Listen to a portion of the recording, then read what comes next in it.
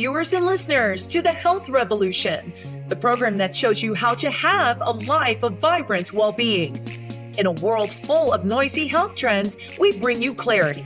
In a sea of fads, we reveal the science-backed strategies that truly work. We explore physical strength, emotional resilience, and mental mastery. These are the keys to an enriched life. Join us for inspiring interviews with champions who conquered life's health challenges, fueling your journey. Are you ready to unlock your potential? To live with vitality and purpose? Then join the Health Revolution. I'm your host, Adriana Morrison, health and fitness expert, speaker, and a mom who understands. Let's embark on this transformative quest. Together, we're about to change the game, starting now.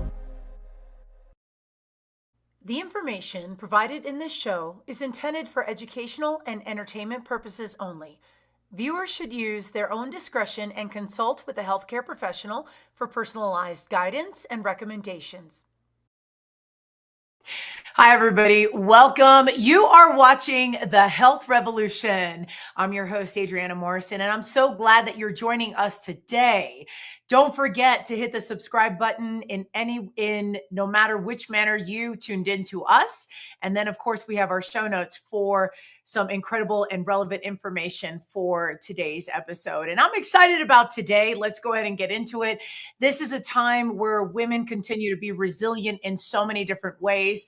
And in addition to that, you know, it's always great to highlight trailblazers who have really crossed those boundaries and broken through into new heights. And today we're going to talk about just that, how women have continued to break through in technology, and then how do we navigate whenever our personal journeys add to the mix. So with that, I'm going to introduce to you my guest today. Take a look at this. Meet Sonia Couto, a distinguished tech leader, podcast host, and resilient breast cancer survivor. Her 18-year journey in the tech industry showcases her as a trailblazer, overcoming challenges and driving innovation in a male-dominated field. Beyond founding 2 tech companies and winning multiple awards, Sonia has shared her expertise and insights on her podcast, reaching and inspiring a broader audience. Her leadership extends to mentoring and advocating for breast cancer awareness, embodying strength and hope. Sonia's remarkable resilience shines through her battle with breast cancer, where she continued to lead and inspire, even amidst treatment. Her dedication is supporting others, whether through Life Unleashed or teaching young girls to code with Hacker Gals, highlights her commitment to making a difference. Sonia Couto, welcome to the show. How are you? I'm good. Thank you for having me. You know, I gotta admit, 2-time tech founder. I am not a natural techie. I feel like I'm just going with the flow. And so talk to us a little bit about how this became your field. What was it like for you when you decided this is where I needed to be and hold space in technology? Yeah, I actually got into tech by a total fluke. It was an accident. My background had been in accounting and operations, mostly in the manufacturing field prior to getting into tech. And I just so happens that I had a tech company reach out to me and offer me a position. And so I, not knowing anything about tech, took the leap and got into it. And very quickly, I mean, like just naturally, I love learning, and I found the environment to be a place where there was always a million different things going on, and I love that because that gives me an opportunity to talk to other people, learn from different clients, see all these different projects, and that right from the get-go was like, this is my space. And then I slowly really became passionate about technology. I love that technology exists to change the world and make the world a better place in a lot of situations, not all, but that's really what I love about technology, and it's my space. I love it. I want to be in it for the rest of my life. Did you know that this was something you wanted to be from clear back as young as just being super young? Did you know that this is what you wanted to do? No, I always knew that I was going to be in the entrepreneurial space. Even when I started working in my career, I was always in the startup space, even in manufacturing. It's just a space that I really enjoy. And back a couple years, I actually had my own video and photography production company that it was sort of like a little side hustle that became bigger than what I expected it to. So I've always dipped my feet in those kind of things. So it's just something that I just really enjoyed naturally. Um, I was not passionate about tech. I didn't back in those days. I mean, computers were so new. We didn't even have cell phones, so it was not something I thought about at all. Now, is this as you're learning about how things are navigating through just the space of advancement, what are you finding that is surprising that most of society doesn't realize, that the rest of us, that we don't realize? Yeah, I mean, technology moves so quickly now. But I don't think it moves as quickly as people imagine that it does. Like if you use AI for example, it's something that's become so big and everyone's talking about it. But AI has been around forever. It used to be called machine learning and now it's called AI. But AI is something that really exists to make people's lives easier, not replace you from your job and working. It's meant to help you make your job better, but it's also meant to gradually learn from itself over time. So it's not something that's just going to quickly happen and have a huge impact in the world. It's something that's going to happen over time. So I think just technology in general, people get scared of it or they think that um, it's an evil, but when you look at technology like in hospitals, we have MRI machines, that's technology. We have new operating procedures where some surgeons don't even have to be physically in front of a patient, and they're running everything through machines and being able to like do operations in very small parts of the body. That's all technology, right? So I really think that we're only going to get better at doing those things, and technology is going to help us advance in health and all of those areas that really is where it's needed. So is it because of the movies? Is that why? I think so. It's that Terminator movie. Okay, dang it, Arnold. So it's funny because you do hear that the debate and the scare with technology, but I do like the reassurance that you're saying that there's so much greater good, not so much the fear of taking over humanity per se, but that we're able to solve so many different problems that have come up along the way. So what was it like for you in the very beginning as a woman entering this field? Because clearly this is a male dominated field, and I would imagine that you're creating your own path, but you've got to have a certain level of confidence in you. Yes. I would say yes. I mean, I don't think at the beginning I was that confident, but I do have thick skin. And I think that's really helped me. I am the middle child of five, and I think that's sort of helped me in my life, navigate. I left home when I was just turned 19 to live on my own. And so that sort of helped me. So I've always had like very thick skin. I can handle a lot, and I think that really helped me because you're right. Like at the time when I started in tech, it still is very male dominated.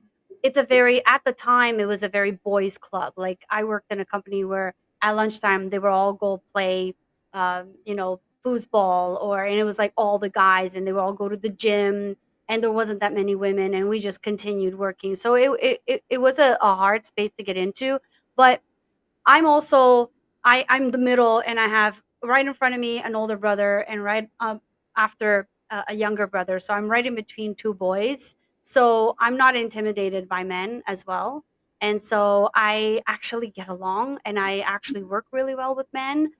So I've never really had an issue there. And I also find that like I'm just naturally curious, and people respect that if I ask them questions. And I think also letting people know that you're going to them to ask a question because you want to learn and because they know better, and you're basically asking them, hey, do you want to help me? I could really use your help.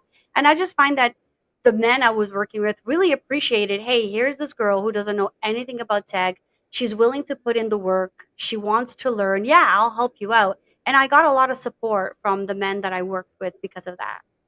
So, what was your first professional breakthrough that you had just going through starting your career? Yeah, I think it was definitely in tech. It was when I became part of a founding team for a product that I'm now the founder of. But just to be involved in something from the idea stage to evolving into how are we going to develop this? What's the business plan? What's the marketing plan? Who's going to buy this? Failing at it miserably and then losing the entire founding team and feeling abandoned and having to deal with those emotions and then having to decide, am I going to take over this and rebuild and relaunch, or am I just going to, give up? Having to go through all of those different emotions, making those decisions, I think really made me even stronger than what I already was. And I learned so much in that failure. I would never go back in time and change it because that's really what caused a lot of growth in me. It was having an idea and like most people thinking, oh, I have a genius idea. I'm going to make $1 million. And then coming to the realization that, oh, nobody wants this. I built something that's way ahead of its time. I didn't plan this out, or we didn't plan this out properly. What do I do? And that process really helped me think differently, address things differently, create a better team. And it allowed me for like 1,000% of growth. So, as you're going through and navigating this moment in your life, and you're noticing that that this was a setback per se, is it how much of that is because technology is advancing fast and that the level of predictability is just it's not because something is so new, we just don't, the odds could be all over the place. That's a really good question because we actually encounter that. So when we started building this product, we wanted to build it as SaaS, so software as a service, where you subscribe to use something. But SaaS was very new at the time, and we selected a technology that we thought at the time was really good. And then 6 months later, this technology is becoming obsolete, and the company that created it is not supporting it, which is actually Microsoft. They announced, we're not going to be supporting this, we're going to get rid of it. And we're like, oh crap, what do we do? So if we had to like rebuild it in a new technology and upgrade it. Oh my goodness. So now so it came out of a surprise, or you all didn't see this coming? And so or I'll let you It answer came as a that. surprise. Yeah, no, it came as a surprise for sure. Okay. Wow. So then what helped you get back on your feet? What helped you? What was the clue that you're still heading in the right path, that this was something, that this was just a chapter and that you're going to encounter success? What were some components that you took with you that helped you lean forward? Yeah, I think it was something that I was passionate about. I really believed in the concept and the idea of this product. And I really, really felt like it would change people's lives once companies decided to use it. It's not just, it's not just any product. It's a product that helps companies, but it also helps consumers. And I really felt passionate about it. And I knew that once we could get out there and launch it and get it in, in people's hands, that more and more people would start, realizing, hey, here's something that's going to help me make more healthier, conscious decisions and live healthier lifestyle just with this information that we're providing to the sellers, and then sellers are selling to the consumers who have access to this information that we're providing. So it was something, I think it was my passion because it was a product that I really believed in. But then you turn it around into like a year later, and we're in the process of, we rebuilt the product. I'm now, solely, the only founder left, and we're about to launch, and I get breast cancer. And now I'm even more passionate about it because I'm like, we need this. People need to have this information so that they can make healthier decisions like me, so that you can, one, prevent disease. If you do have disease, you can, try and control it by getting access to information. And so my passion like tripled, quadrupled, it just doubled up. And I was like, no, we got to get this out there. So I think it was really passion. That was a long-winded answer. No, this is great because it's going to segue into my questions about breast cancer. And before we do, can you tell a little bit? Can you share a little bit about the concept behind the product and Yeah, what it is? Is it something that's already launched? Is it something in development? it is launched finally in 2019. We launched it. It's being sold globally through lots of different companies. So it's a business to business application.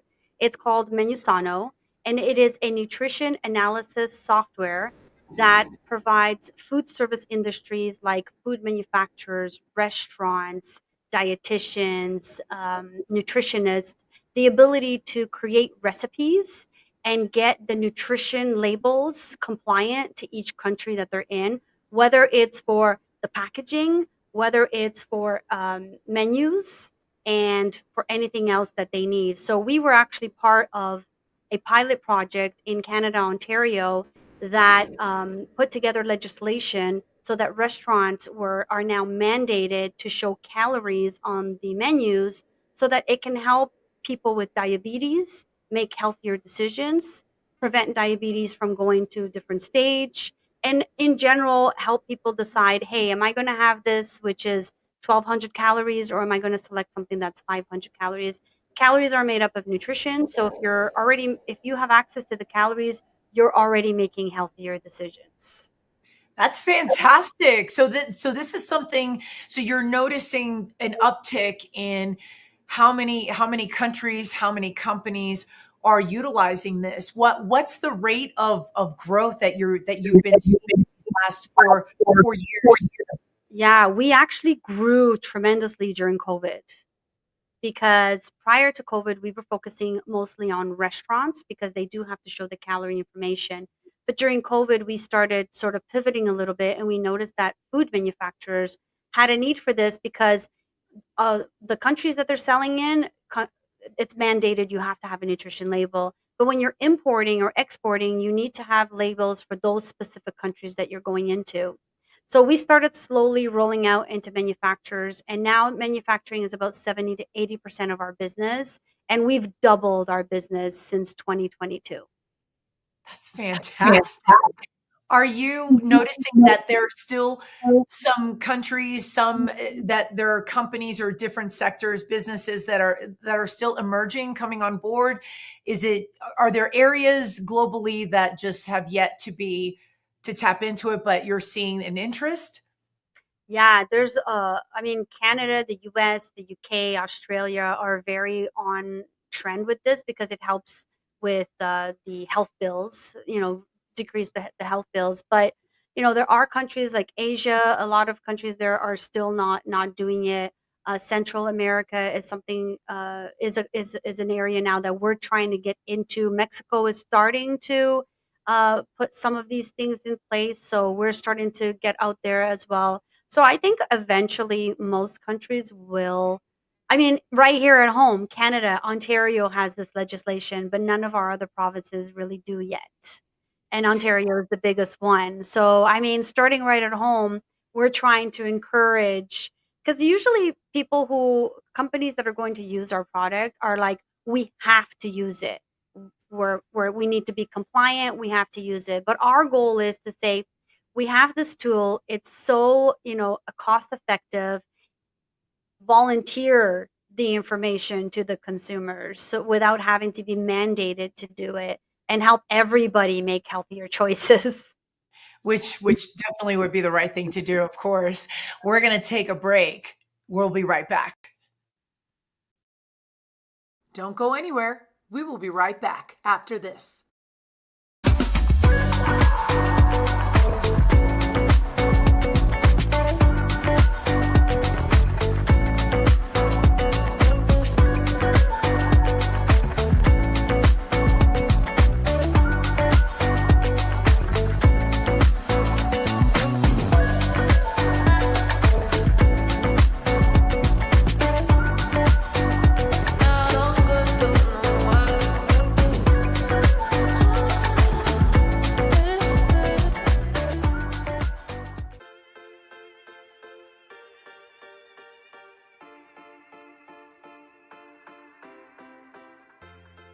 Today, let's take a heart-to-heart about our heart health, especially crucial for us women over 40. Did you know that heart disease is a leading cause of death for women and the risk increases as we age?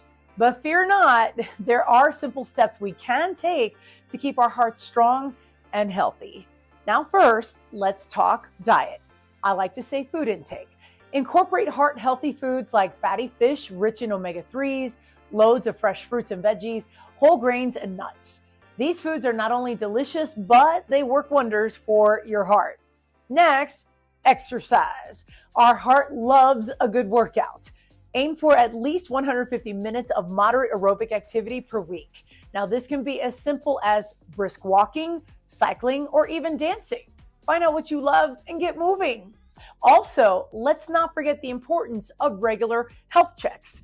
Keep an eye on blood pressure, cholesterol levels, and blood sugar. And if you smoke, seek help to quit. Smoking significantly increases heart disease risk. Lastly, manage stress and get enough sleep, because both are key for a healthy heart. So remember, it's never too late to start taking care of your heart. Small, consistent changes can lead to big results. And this is your Fit Bite for today.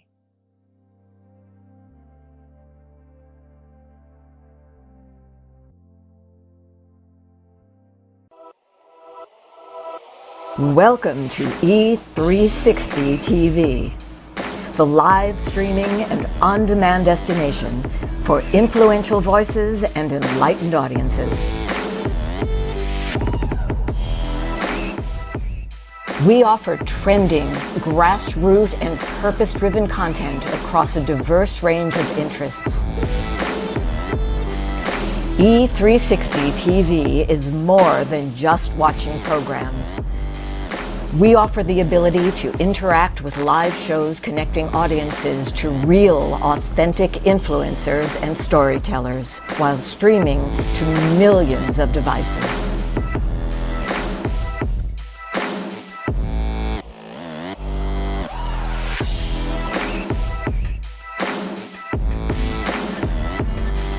Real experiences. Raw conversations. One destination for it all. E360 TV. Welcome back to the Health Revolution. Welcome back, everybody, to the Health Revolution. My guest today is Sonia Couto. She's a two-time tech founder. She's a podcast host, and she is a resilient breast cancer survivor. And Sonia, before the break, we were talking about some of the incredible, just some of the advancements that you've been a part of and in Menusano. And then you started to talk about, and you were leading into that it was right at that launch that you had discovered that you were diagnosed with breast cancer. Can you talk a little bit about that journey? Yeah, it was in 2017. I just started feeling like this numbness on underneath my armpit, and I remember just sort of like thinking, "What the heck is this?" And I sort of went to feel it, and I found a lump there, and I didn't think much of it. I worried a little bit, but I thought, it could be like a cyst or something. And I went to the doctor like within a week, and I was 38 at the time, so I was too young to do a mammogram. So my doctor said, let's get you into doing a ultrasound. And when I'm doing the ultrasound, they stopped and called in a doctor, and so I knew something was already wrong. And then once I finished the ultrasound, I'm getting ready to leave, and they call me back in and tell me that they have to do a mammogram. And so I was like, okay, I'll book time to come back and do the mammogram. And they're like, no, we need to do it right now. And so I knew right there and then that it was more than what I thought. And then after I did the mammogram, they asked me to sit down and wait. And the doctor came in, and she confirmed that there was a mass there that obviously looked like it was cancer. So I had to go back in to do a biopsy. wait a couple weeks for the biopsy to come back and confirm 100% that it was breast cancer. So that's sort of how I found out. It's funny because I went to work in the morning and I had this appointment and I walked to the clinic to go do all of this, and I sort of find out I have breast cancer, and I just came right back to work. I didn't even, I had like this moment of, oh my God, like I was, stressed out, but I just like I was still, I needed to get my mind off of it, so I went right back to work and kept going. But then my life, for the next couple of years, really changed. But that's sort of my, the how I found out the beginning stages of it all. So then you're navigate through that. What when did it really sink in that this was going to change the course of your journey? Yeah, it was when I got the call with the results of the biopsy, and my doctor said, I'm going to refer you to an oncologist at Princess Margaret. So right there and then I knew, and they called me right away and scheduled my surgery. So by And the so, time I went to see my by the time I went to my first oncologist appointment, I already had surgery basically scheduled. So that's sort of when it sunk in.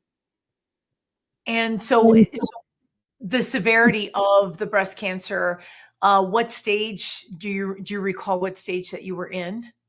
I didn't know the stage. They never told me until I don't know how it works in all countries, but in my case, I only found out so the stage that they tell you is based on the size of the tumor and also how much it's spread into your lymph nodes. So I could only find out after surgery. And were they able to give you the good news of what the recovery would look like? Were they very clear on just what your recovery, how that's to be? Sort of, sort of. I wish I had known a lot more.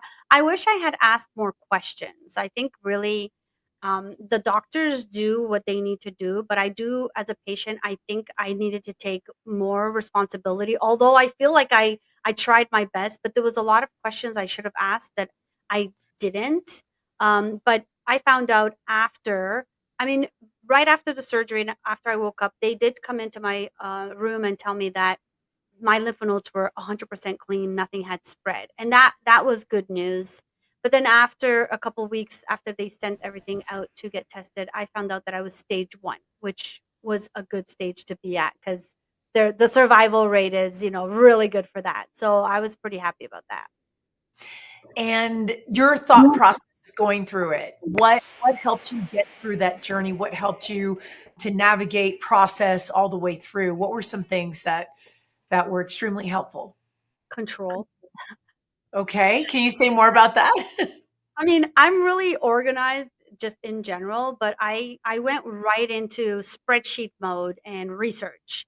And I created like a spreadsheet of all the things I needed to ask my doctor, even though I didn't ask all the right questions. But I just like I remember I went to see my oncologist, and she's like, "You're one of the youngest patients I've had," and she's like, "You're the most organized person." I went in, I was like, I want a double mastectomy for this reason, and I want to do this and that. And she's like, whoa, whoa, whoa, like calm down, because I in my mind I had it all figured out.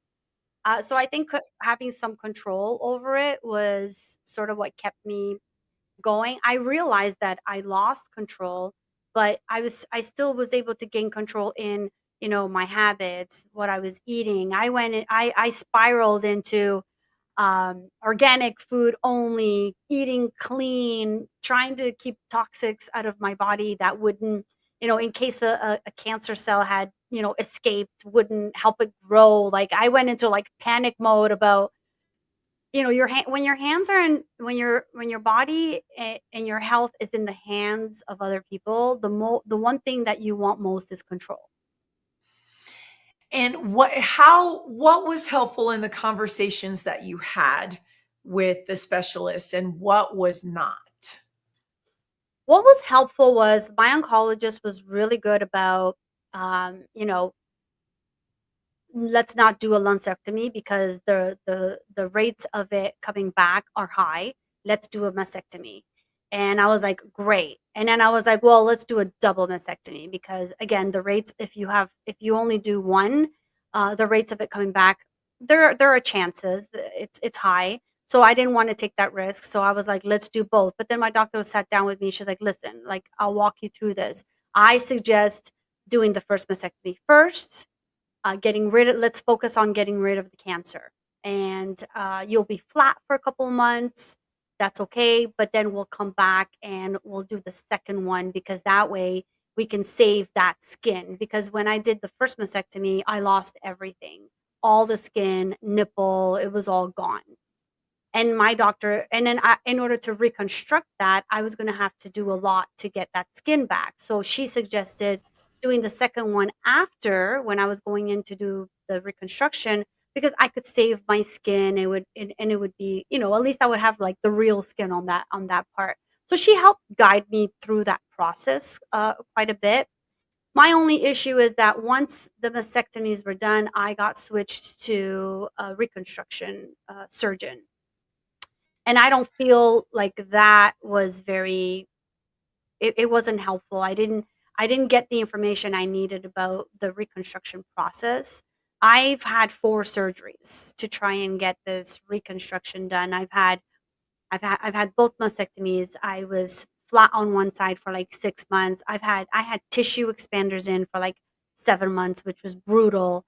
And then, after my third surgery, there was a recall on the implants that they had put in me, because those implants were causing cancer. And I was like, heck no, get these out of my body. Um, and then, the tissue expanders had expanded too much. So the implants that they had given me were too large for my body. And then going into my fourth surgery, I went in with the idea that they were going to replace these implants, and they were going to make it smaller, remove some skin and things like that. And then I came out of that surgery with bigger implants than what I went in with, which was super frustrating for me, because I didn't do chemo. I did other types of therapy, but I had a lot of surgeries, and surgeries took a toll on me. They were not fun. I had a lot of problems because of surgeries. And the last thing I needed to do is have a fifth surgery, which I'm still waiting for. I'm kind of like putting it off, because I'm like, I'm so, I don't want to do another surgery. Something I'm going to have to do eventually. But yeah, like there was really good information that I got from my original oncologist, but then when I went into surgery, that everything sort of changed. Do you what was part of that? Was it just the communication? Was it just the, you know, was there not enough support in your specific case of what would happen next and what to expect in terms of the healing process? Was it, what were some things that just, that you knew that it was different, the guidance was different? Well, the first thing is, when I was talking to my doctor, she'd be looking at the floor and not at me. So that should have been a sign that she wasn't really listening. She wasn't forthcoming with information that I should have had, I think. It was sort of like, here's what we're going to do. This is, schedule you for I remember going into my third surgery. One of the stitches was sort of sticking out, and it kind of looked like I had a side nipple, because the skin was popping out so much. And I remember saying, like, please, for the love of God, fix this, because I was already going into surgery. Please, please. And I remember they were marking me up like right before I was going into the surgery room. And I'm like, and I remember again, please don't forget that. And she marked me. And then before they put me to sleep, I'm like, please don't forget that. I was like, it was bothering me so much. And then I woke up and it was still there. What? Oh my, okay. That's, that is So shocking. yeah, so it's not a perfect process. And I mean, I think I'm one of the lucky ones. I've spoken to women that are like 8 surgeries in reconstruction. But I will tell you, like, I do regret doing reconstruction. I know I'm young and people are like, "Oh, you should do it." And maybe I'm saying that because I'm a little bitter. I think that if I would go back, I probably would have just gone flat at this point, because I'm so frustrated. Or maybe I would have gone about it very differently. It's a very frustrating process, because first it's traumatizing. Like, I think I had people tell me things like, oh, well, you're only stage 1, that's great, and you're getting a free boob job. I think people forget that, losing because there's so much surgery with people getting implants for non-medical reasons. I think people forget that your breasts are part of your body and it's an amputation, right? It's not something I volunteered for. If you get harmed in a car accident and you have to lose your arm, that's a traumatic experience. Breasts are the same thing. Breasts are things that women were not born with.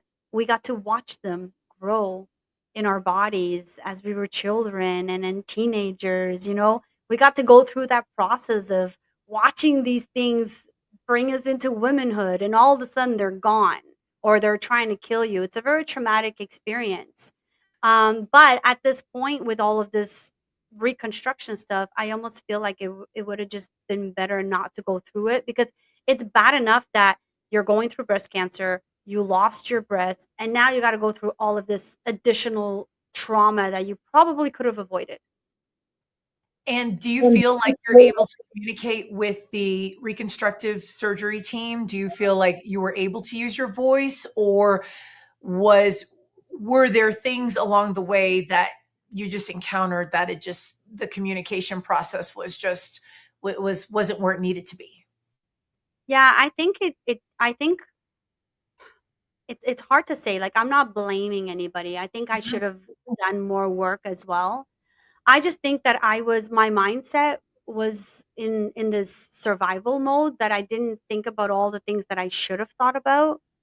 And doctors are, I'm their first patient. Then they got another one coming in, and they're just going, going, going, and they're just trying to get cancer out of you, get you, to some sort of normality, and they're just going through what they do, right? So I think I should have been a little more. I should have I should have done more work, and I should have asked more questions, and I should have been more insistent in getting the information that I needed. I walked out of that office a lot feeling confused, and that should have been an indicator to me that, I shouldn't be leaving here confused about what's next. I should have stepped up and asked the questions, and been more assertive, and stood up for myself, right? So I think it goes both ways. I don't blame the doctors, because they're just doing what they do every day, right? Do you think it was part of how you were processing that time? Do you feel like maybe that there was a level of, how do I say this, like maybe on autopilot, that it Yeah. just was not necessarily that you were processing as you were going through each stage of Yeah. recovery? I think what really, like, nailed the nail on the head for me was when I went into my reconstruction. Sorry, my first mastectomy and then my reconstruction. So my first mastectomy, I lost the first breast. I did not. I don't know, I didn't realize I was going to lose my nipple. And when I woke up and it was gone, it was very traumatic for me. And then when I went in for the second one, you would think that I would know that I'm going to lose the second one, right? Well, no, I never thought about it. And my doctor also never told me. So I come out of it. I don't know why my brain thought that my nipples were still going to be there. So I lost both of them, right? And that was even harder for me than losing the breast. I don't know why. I can't explain that to myself, but that was really hard. I think that's sort of like, if I had the reconstruction now and I still had nipples, it would feel somewhat real. But what I have now, I could get a tattoo. I just chose not to, because I still have to have another surgery. I feel like I look like an alien. So it's very, like, traumatic. So I think because I went through that not knowing about the nipple part, it just put me in a really bad place. And then everything after that was just like, I was just bitter. I wasn't listening. I was going in already, like, not with a great attitude, because I was like, these doctors are not telling me what I need to do. And then I came out of the surgery and I specifically said to get rid of this little piece and they didn't. It was just frustration. I just wanted it all to end. And before we go to commercial break, because we're going to take a break, were you able to share feedback with the doctors that, hey, it would have been helpful to know, nobody told me? Were you able to say that piece to them? No, because when I went in for my checkup after my fourth surgery, my doctor was basically like, okay, this is it. We're not doing any more surgeries. Like, you're good. Go. So I kind of like put my clothes on and left. Wow. Well, we're going to continue this conversation. We will be back after this. Don't go anywhere. We will be right back after this. Thank you so much for watching The Health Revolution. Our show is growing, and it's all thanks to viewers like you. No matter how you found us, please hit the subscribe button so we can stay connected and continue to deliver amazing content to you. Life is so fragile, and we're constantly reminded just how fragile life can be, especially when we or a loved one is told we have cancer. Cancer survivor myself, I can tell you, we still feel very alone in this journey. There's a study that's been showing that patients who are socially isolated have a worse prognosis, have a worse outcome than patients who are socially interconnected. Buddies for Life is a non-profit cancer support group for those whose life has been impacted by cancer. Humor, hope, heart, and hugs. Humor, hope, heart, hugs, and a whole lot of love. Share this with your friends and family and support this community in every way you can. No one should face cancer alone. I am a chemo buddy for life. We are a buddies network. No one does cancer alone. Be a buddy. And we are all here for you as a community of love. We are chemo buddies for life. And if you've heard 3 words, you have cancer, for yourself or someone else, you belong with us at Chemo Buddies for Life. Healing through connections.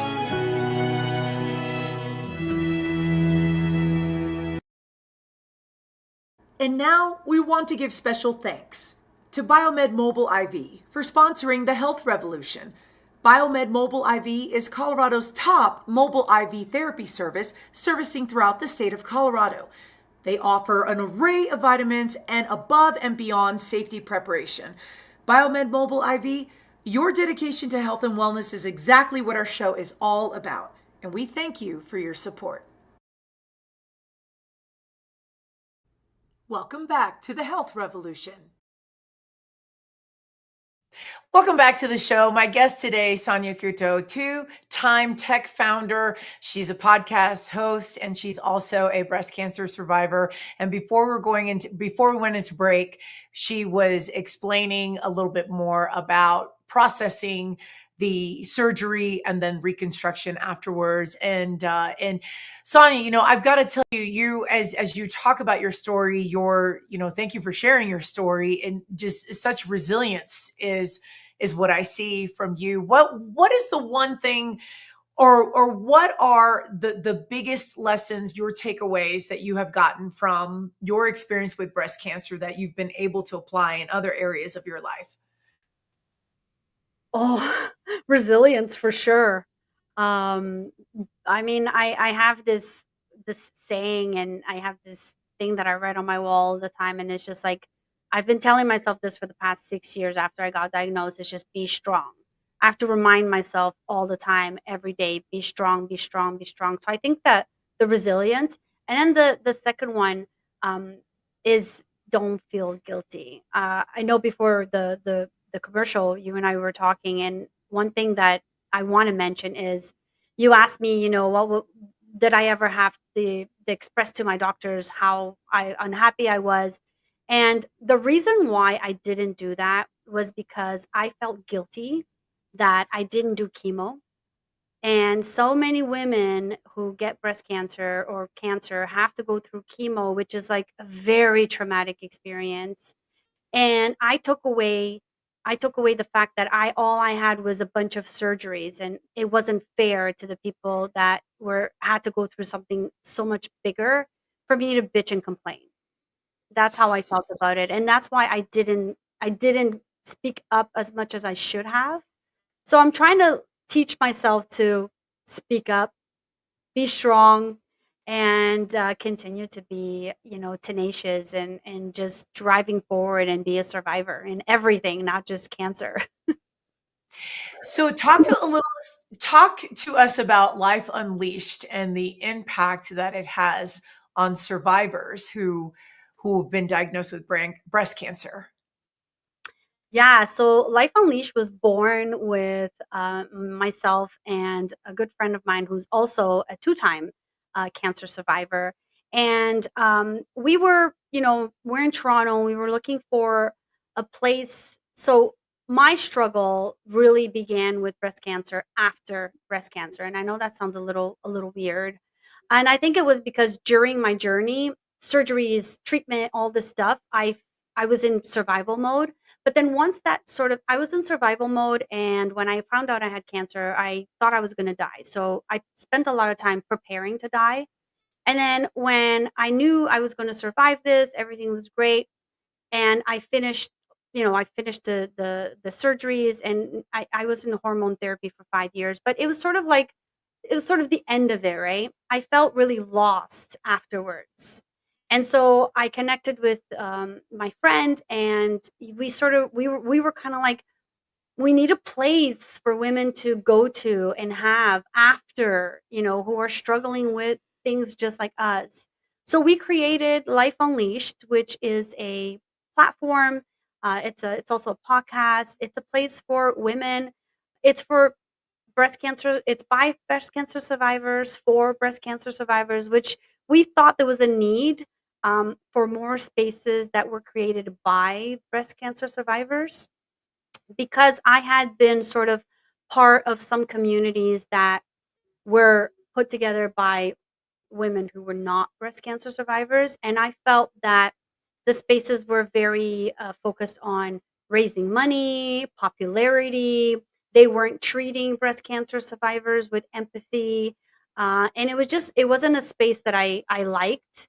And so her and I were like, let's just create a space that people like us will go to. And so we created Life Unleashed, and it's a podcast where we talk about our own personal journeys with mental health, with surgeries, with reconstruction, with tamoxifen, with reoccurrence, which she went through, all of that stuff. And then what we are doing, the small little things that you can do every day to live a life unleashed. Things like, you don't have money to go on vacation, explore your own province or your own state. Maybe it's just going out for brunch with a girlfriend and having a couple hours where you're distracted. So all those little things we try to bring out so people can enjoy themselves and live a life unleashed. I love that. And so it's a podcast, but it's also so is it just a podcast, or it's a podcast and there's other elements that are part of the Life Unleashed umbrella?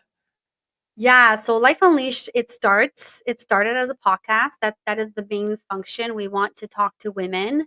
We also have a social media handle where we do things like when we go on road trips, we have our chats and we put them on there. We get a lot of questions, so that's sort of the platform where we answer all the questions. People reach out to us. Now we're starting to work with brands that are focused on non-chemical or healthy ingredients to put on the skin, uh, things that we eat and drink. So we're trying to focus on the education part of, how to not just prevent cancer, but help it from reoccurring again, how to live that lifestyle, educating women that, like, our skin is the biggest organ in our body. What we put on it is really important. So we're trying to navigate into other areas, but we just started this August last year. So it's still in the development phases. It's still growing, and we're starting now some partnerships with other breast cancer organizations that we are planning to do some work with in the future. So there's lots to come out of there, but we're still we're growing slowly. But our focus is really on the podcast, bringing on guests, having these conversations, so women have a go-to get all the answers that they need. Just like me, if I had had a place that told me about this whole reconstruction thing, I probably would have gone about it a little differently. Wow. Wow. We're going to take a quick break. We'll be right back. Don't go anywhere. We will be right back after this. Greetings, friends, I'm Angel Marie Monticelli, host of Energize You TV, every Thursday at 11 a.m. Pacific Time. Go to Fresh Takes right here on E360 and get Reikified and energized today.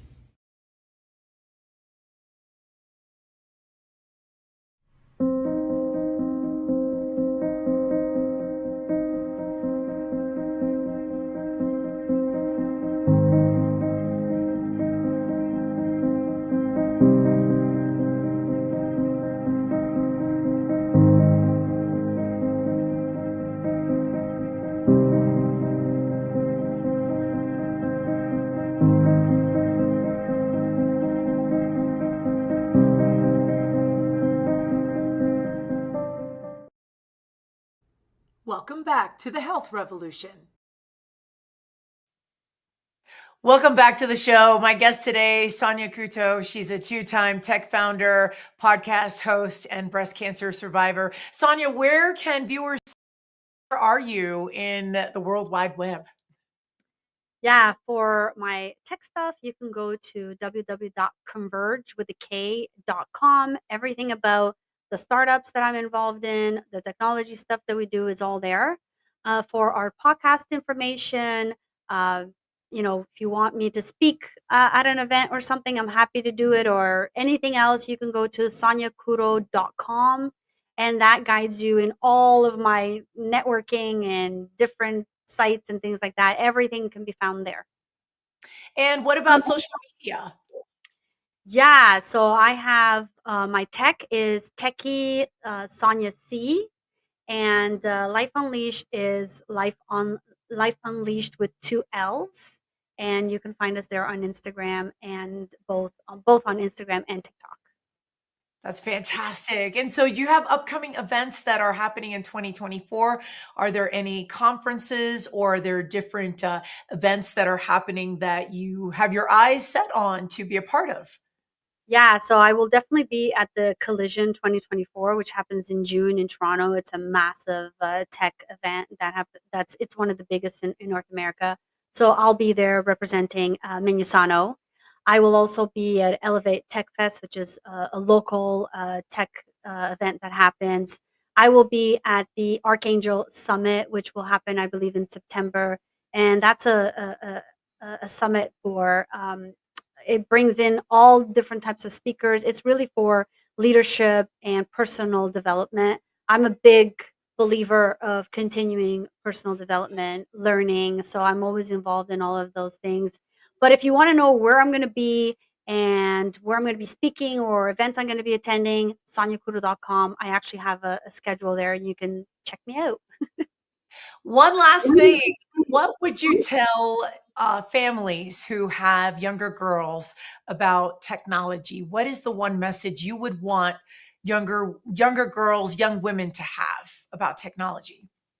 Yeah, I mean, if you're at elementary school level or high school, I would say if technology is something you want to get into, think about the role. If you want to be a developer, an engineer, start learning how to code early. And if it seems like it's really hard, don't give up. Get into it, learn it. Even if you decide not to do it later on, it's always good, because if you decide to get into a program, a computer engineering program, if you want to go to an MIT, it's really good to start learning that at a very young age. If you want to have aspirations to one day be a tech founder, you want to build a product, an app, my biggest piece of advice is, aside from learning how to code, is learn business. I see too often startups where they build something, they build a board, and then they get kicked out of their own companies because they don't know how to run businesses. So learn as much business skills as you can, a little bit of accounting. You don't have to be an accountant, but learn numbers, learn marketing, so that you can sort of navigate your way through and then be able to learn more as you're going. But yes, Very powerful. those things. Yes, very powerful words, Sonia. I appreciate you being here. Thank you so much for taking the time out to hold space here on the Health Revolution. Thank you for being a guest today. Thank you for having me. I appreciate it. Yes. Yes. And for everyone who is watching, of course, we are running out of time. Please don't forget that you can find us on the web. We're at thehealthrevolutiontv.com. There you can subscribe to our newsletter. If you have input with show topics you would love for us to tackle and have a conversation about, we'd love to hear from you. In addition to that, if you've got your phone handy and you want to just take a picture of the quick QR code, that'll give you to our website as the crow flies. And then, of course, do not forget that we are on E360 TV on Tuesdays and Thursdays from 10 a.m. Pacific, 1 p.m. Eastern, right here. And that's all the time that we have today. Thank you so much for joining us. Until next time, take care. We'll see you then.